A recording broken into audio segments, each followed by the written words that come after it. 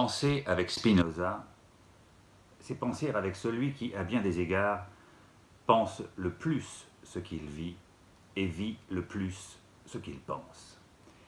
C'est donc penser avec celui qui réconcilie au plus haut point la pensée et la vie, d'une certaine façon même l'esprit et le corps. Non pas d'ailleurs au sens d'un moraliste qui nous dirait sans cesse, voilà, tu dois réformer ta vie, efforce-toi de vivre ce que tu penses, fais un effort pour penser ce que tu vis, discours essentiellement moralisateur d'ailleurs à bien des égards, mais plutôt au sens où Spinoza ne fait pas cette différence, n'introduit pas cette séparation entre le corps et l'esprit que la morale toujours présuppose, puisqu'en réalité Spinoza, c'est le penseur qui pose que le corps et l'esprit ne sont pas deux substances séparées, ne sont pas deux réalités absolument distinctes, mais forment une seule et même réalité sous deux modes d'expression différentes. C'est la grande thèse du parallélisme spinoziste entre le corps et l'esprit. Le corps et l'esprit sont en réalité deux modalités de la substance, deux modalités d'une même substance, comme un peu, si vous voulez, pourrait se retrouver une partition musicale sous sa version papier, sous sa version écrite, et cette même partition, évidemment, jouée par un orchestre. Eh bien, il n'y aurait pas de différence entre la partition jouée par l'orchestre et la partition écrite qu'un musicien pourrait se contenter de lire sans l'entendre. Eh bien, cette partition, cette symphonie qui existerait sous le mode de la partition et sous le mode de la version orchestrale, nous donne, je crois, une assez bonne intuition de la pensée de Spinoza qui pose le corps et l'esprit comme deux modalités différentes de la même substance, mais l'une exprimant toujours la même réalité que l'autre. Il y a donc une entre-expression, si l'on peut dire, entre le corps et l'esprit chez Spinoza. Nous allons bien évidemment essayer d'explorer cette thèse ontologique, puisqu'il faut bien l'appeler par son nom, sous ces diverses conséquences qui, nous allons le voir, sont assez radicales et assez terribles. La plus grande difficulté de cette thèse du parallélisme de Spinoza est qu'en réalité, nous n'en sommes pas conscients. Il se passe en notre esprit des choses dont nous n'avons pas conscience. En d'autres termes, cette thèse du parallélisme qui fait que la pensée témoigne en réalité de ce qui se passe dans le corps, eh bien, ça veut dire que notre corps qui est exposé à des forces monumentales, parce qu'il est une chose matérielle au milieu d'autres choses matérielles, eh bien, ce corps subit des affections colossales, importantes, qui sans cesse le contraignent, qui sans cesse diminuent sa puissance d'agir, comme dit Spinoza, ou l'augmentent par ailleurs parfois, eh bien ce corps qui subit donc des chocs de la part d'autres corps, eh bien ce corps se traduit, ce jeu de force se traduit immanquablement dans notre esprit, puisque notre esprit exprime ce qui se passe dans notre corps, sauf que notre conscience n'est absolument pas consciente de ce jeu de force. Elle ne s'en rend pas compte. En d'autres termes, Spinoza peut écrire que nous sommes déterminés par des forces dont nous ne sommes pas conscients. Alors, nous allons lire un petit texte, mais d'entrée de jeu, essayons de comprendre que cette inconscience qui est au cœur de notre conscience va évidemment avoir des répercussions colossales, puisque si nous sommes déterminés par des forces dont nous ne sommes pas conscients, il va sans dire que nous ne sommes pas non plus conscients du déterminisme que nous subissons. Et si nous ne sommes pas conscients du déterminisme que nous subissons, alors il se pourrait fort bien que nous nous croyions libres, libres parce que nous ignorons les forces qui nous déterminent. Alors, avant de prendre la mesure de ce que nous pourrions appeler une illusion de la liberté, eh bien, nous allons suivre et lire ensemble un petit texte de Spinoza. Concevons une chose très simple. Une pierre, par exemple, reçoit d'une cause extérieure qui la pousse une certaine quantité de mouvement, et, l'impulsion de la cause extérieure venant à cesser, elle continuera à se mouvoir nécessairement. Concevez maintenant, si vous voulez bien, que la pierre, tandis qu'elle continue de se mouvoir, pense et sache qu'elle fait effort, autant qu'elle peut, pour se mouvoir. Cette pierre, assurément, puisqu'elle a conscience de son effort seulement et qu'elle n'est en aucune façon indifférente, croira qu'elle est très libre et qu'elle ne persévère dans son mouvement que parce qu'elle le veut. Telle est cette liberté humaine que tous se vantent de posséder et qui consiste en cela seul que les hommes ont conscience de leurs appétits et ignorent les causes qui les déterminent. Cette ignorance des causes qui nous déterminent, en raison même des limites de notre conscience, puisque notre conscience n'est pas consciente précisément de tout ce jeu de force qui s'applique à notre corps, eh bien, cette ignorance de ces causes fait que nous nous pensons libres. Nous penser libres, ça veut dire quoi? Eh bien, ça veut dire que nous avons toujours l'impression de choisir. Nous avons l'impression de faire des choix. Nous avons l'impression qu'en réalité, à chaque fois que nous sommes dans une situation particulière, eh bien, nous sommes confrontés à des alternatives ou à des options possibles. Voilà, je peux aller à droite, je peux aller à gauche. Et en réalité, j'hésite ou je fais semblant d'hésiter, voilà, je m'interroge, je me demande ce que je peux faire, je me demande ce qu'il y a au bout du chemin qui part à gauche, au bout du chemin qui part à droite. Et en réalité, après cette interrogation, après cette hésitation, eh bien, je me détermine moi-même, c'est-à-dire que je pose une décision et je me dis, bon, bah allez, je vais à gauche ou je vais à droite. Eh bien, en réalité, toute cette réflexion de la conscience, qui a des répercussions colossales dans notre vie personnelle, mais également dans notre vie morale, mais toute cette réflexion de la conscience est pour Spinoza une illusion, parce qu'en réalité, je ne m'interroge pour savoir si je dois aller à droite ou si je dois aller à gauche que parce que je ne suis pas conscient des forces qui me poussent à aller à gauche ou qui me poussent à aller à droite. Mais en réalité, il y a bien des forces qui me poussent à aller d'un côté plutôt que de l'autre, et le choix que je fais ou que j'ai l'impression de faire, pour être plus précis, ce choix que j'ai l'impression de faire est en réalité illusoire, puisqu'il y a des forces qui poussent mon corps à prendre à gauche ou à prendre à droite. Et évidemment, comme je ne suis pas conscient de ces forces, je me retrouve à aller à gauche ou je me retrouve à aller à droite, et comme je dois chercher la raison pour laquelle je vais à gauche plutôt qu'à droite ou inversement, eh bien je me dis que c'est parce que c'est moi qui en ai décidé ainsi. Prenons quelques exemples de ces choix illusoires que nous croyons faire continuellement, alors qu'en réalité notre corps nous a poussés dans une direction. Prenons cet exemple d'un homme très grand, d'un homme qui dépasserait les 2 mètres. Voilà. Eh bien, cet homme, évidemment, voit les choses et le monde d'une certaine façon. Il les voit à une hauteur de 2 mètres, ce qui n'est évidemment pas le cas d'un autre qui ne ferait qu'1,60 m.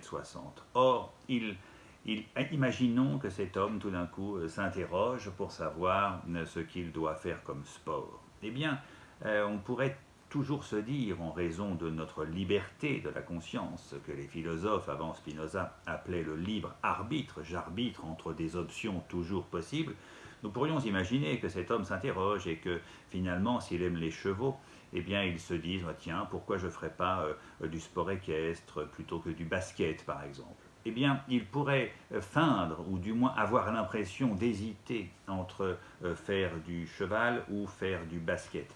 Et tout d'un coup, il dirait, bon, bah non, finalement, je crois que j'aime mieux le basket. Eh bien, en réalité, ce que Spinoza nous permet de comprendre, c'est que ce n'est pas lui qui a pris cette décision, que toute cette délibération intérieure est en réalité une illusion véhiculée par notre imagination. Nous nous imaginons réfléchir, et nous réfléchissons peut-être sérieusement, mais en réalité, notre corps a pris la décision, c'est-à-dire que notre corps nous a poussés dans une direction, étant entendu qu'évidemment, quand on fait une taille de plus de 2 mètres, faire du cheval n'est absolument pas recommandé, voire même on n'a aucune chance de gagner, en d'autres termes, de gagner une course, tout simplement. En d'autres termes, ça veut dire que nous diminuerions notre puissance d'agir, nous nous nous projetterions nous-mêmes vers l'échec, vers la défaite. Eh bien, notre corps ne veut pas ça. Notre corps, mais évidemment, ce n'est qu'un exemple, hein, notre corps nous pousse en réalité à faire du basket parce que c'est là que notre puissance d'agir sera optimisée. C'est là que nous aurons les meilleurs résultats et que nous pourrons sans doute devenir le plus performant. Voilà un exemple assez caricatural sans doute et sans discrimination ni des hommes de grande taille ni des hommes de petite taille, mais voilà quelque chose qui nous fait comprendre ce que veut dire que notre corps nous pousse toujours dans une direction et que nous ne sommes pas conscients de cette direction dans laquelle notre corps nous pousse, et cette inconscience ou cette non-conscience se traduit dans notre esprit par la mise en scène théâtrale d'une hésitation, d'une délibération que vient trancher finalement une décision de notre libre arbitre. Eh bien tout cela n'est sans doute qu'illusion. Essayons alors de tirer quelques conclusions et d'avancer un peu dans notre découverte de Spinoza. Penser avec Spinoza, c'est penser un homme qui s'illusionne sur ses propres choix, qui s'illusionne sur sa liberté parce qu'il n'est pas conscient des forces qui s'exercent sur son corps et qui déterminent ses choix. Alors essayons de réfléchir sommairement cette situation de notre corps. Notre corps, évidemment, est un corps vivant. En tant qu'il est un corps vivant, il lui appartient de persévérer dans son être, c'est-à-dire qu'il doit tout faire pour rester en vie. Or, il y a dans la nature des forces colossales qui ne favorisent pas cette persévérance dans notre être. Je veux parler, par exemple, de la maladie, voilà, que nous connaissons un peu trop en ce moment. Voilà, je veux parler, mais aussi des cataclysmes de la nature, éventuellement de la chaleur, de la faim, de la chaleur qui nous accable, de la faim qui nous noue l'estomac, enfin, tout ça. Toutes ces forces-là qui s'exercent sur notre corps ne sont évidemment pas favorables à notre persévérance dans notre être.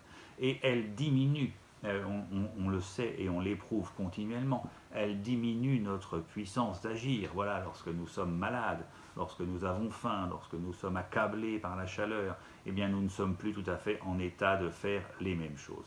Il y a donc quelque chose qui est intéressant, c'est que ce corps, il est fragile, ce corps, il est vulnérable, ce corps, il est confronté à des forces de la nature qui ne sont pas toujours favorables à ce qu'il persévère sereinement dans son être. Or, Spinoza reste malgré tout un philosophe et il vise la sécurisation de notre existence et il vise une certaine sagesse, c'est-à-dire il vise un chemin, il cherche un chemin pour pouvoir faire en sorte que les hommes puissent persévérer sereinement dans leur être, c'est-à-dire vivre sans éprouver continuellement ce qu'il nommera les passions tristes, c'est-à-dire à chaque fois que notre corps est affecté et à chaque fois qu'il se sent vulnérable, eh bien naissent en nous cette vulnérabilité se traduit dans notre esprit par des passions tristes, c'est-à-dire que tout d'un coup nous devenons craintifs, nous devenons timorés, nous n'osons pas, nous devenons mélancoliques, nous manquons d'audace, voilà, nous nous résignons. Enfin, toutes ces passions tristes sont évidemment la traduction dans notre esprit de la difficulté de notre corps à persévérer dans son être ou à affirmer sa puissance d'agir dans une nature qui ne lui est pas toujours favorable. Alors il faut évidemment chercher les conditions pour que ces passions tristes puissent ne pas surgir continuellement dans notre esprit et que nous puissions leur substituer des passions joyeuses. Voilà, la joie, la laetitia, comme dit Spinoza. Voilà, cette passion de la joie surgit nécessairement lorsque notre corps réussit sereinement à persévérer dans son être et accroît notre puissance d'agir, donc notre puissance d'emprise malgré tout sur les choses. Eh bien, Spinoza va avoir une formule magnifique pour parler de cette mutation qui doit s'opérer. Cette mutation va s'opérer en réalité par une espèce de solidarité humaine que la société va rendre possible. En réalité, c'est déjà l'idée, évidemment, que l'union fait la force, mais c'est surtout cette formule magnifique dont nous ferions bien parfois de nous inspirer. Spinoza dit « Rien n'est plus utile à l'homme que l'homme même ». Voilà. En d'autres termes, Ça veut dire quoi? Eh bien, ça veut dire que lorsque nous réussissons à faire une société, à édifier une société intelligente, c'est-à-dire une société qui ne contribue pas en réalité à amoindrir notre puissance d'agir, c'est-à-dire une société qui réussirait à évacuer la persécution de l'homme par l'homme et qui réussirait également à évacuer l'exploitation de l'homme par l'homme, alors cette société, eh bien, cette société permettrait à chacun de pouvoir persévérer sereinement dans son être, puisque le soutien mutuel que les hommes pourraient s'apporter, eh bien, en réalité, réussirait parfaitement à accroître leur puissance d'agir. C'est pourquoi notre condition délicate, notre perte de notre liberté, l'illusion de notre conscience dont nous sommes partis, ne veut pas nécessairement dire que nous ne pouvons pas retrouver une forme de liberté. Spinoza, c'est le penseur qui opère la critique la plus violente du libre arbitre, mais qui nous permet de retrouver la liberté sous l'étiquette d'une liberté politique. C'est-à-dire qu'il n'y a pas de liberté individuelle, il n'y a pas de liberté métaphysique, il n'y a pas de liberté de choix. Tous les choix que je crois faire sont illusoires et n'en sont pas. En réalité, c'est mon corps qui me pousse dans une direction. Mais malgré tout, je peux retrouver une liberté d'action dans le cadre d'une société politique, parce que cette société politique va réussir à garantir que je puisse persévérer et garantir à chacun que chacun puisse persévérer sereinement dans son être et accroître ainsi sa puissance d'agir. Eh bien, cette société politique, évidemment, pour qu'elle puisse fonctionner, elle présuppose un certain nombre de règles, et notamment l'une des règles fondamentales, c'est la liberté d'expression, puisque cette société politique doit réussir à proscrire absolument, sinon elle produirait l'inverse de l'effet recherché, c'est-à-dire qu'elle contribuerait à faire en sorte que les hommes éprouvent de plus en plus de mal à persévérer dans leur être, c'est-à-dire qu'elle persécuterait les corps, et elle persécuterait les corps ou elle persécuterait les esprits, mais comme il y a une entre-expression entre le corps et l'esprit, ce serait à peu près la même chose, eh bien, je crois que Spinoza a trouvé la solution. Il faut ouvrir, il faut qu'une société ouvre délibérément une liberté d'expression totale. Et il aura cette formule magnifique dont on voit bien les répercussions politiques aujourd'hui, mais pas seulement politiques, mais également philosophiques. Eh bien, nous ne devrions jamais être poursuivis pour quelque chose que nous pouvons penser ou que nous pouvons dire, mais seulement pour quelque chose que nous pouvons faire. Parce que dès que nous sortons de cette idée-là, alors le pouvoir politique cesse d'être ce qui est nécessaire pour que nous puissions persévérer dans notre être. Il commence en réalité à exercer une oppression politique sur nos corps, c'est-à-dire qu'il limite par lui-même notre puissance de penser, et limitant notre puissance de penser, il limite bien évidemment notre puissance d'agir, c'est-à-dire qu'il fait peser une menace sur nos corps et donc compromet notre capacité, et ce qui est quand même notre destination humaine, à persévérer sereinement dans notre être. Voilà, je crois qu'il faut, de ce point de vue-là, retenir la leçon de Spinoza.